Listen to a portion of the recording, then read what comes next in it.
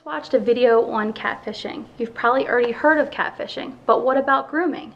Grooming is the slow, methodical, intentional process of manipulating a vulnerable or emotional child. So groomers can include family members like a cousin or an uncle, family friends, caregivers, a neighbor, a teacher, a coach, or an older peer.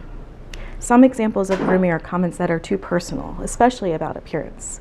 Opportunities to be alone with someone when it's not appropriate, special gifts, private messages that come after hours. Those are all some examples of grooming. Groomers tend to do the following things. Groomers cross physical barriers. They tend to blame their victims.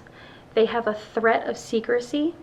They try to maintain control, and they use their position of power to take advantage and intimidate their victims.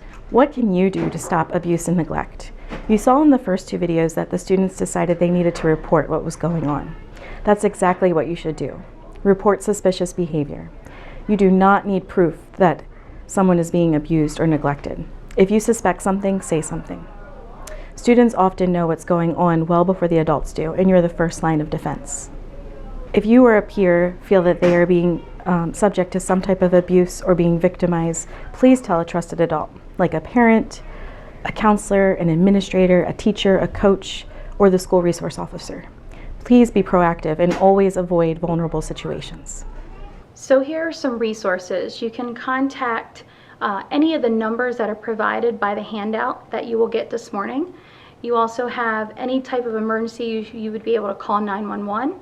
And the process for reporting would entail you making sure that Mrs. Thomas, our principal, knows, and then Officer Larry as well, if we need to report to CPS, Child Protective Services, and also protecting the rights for students in danger.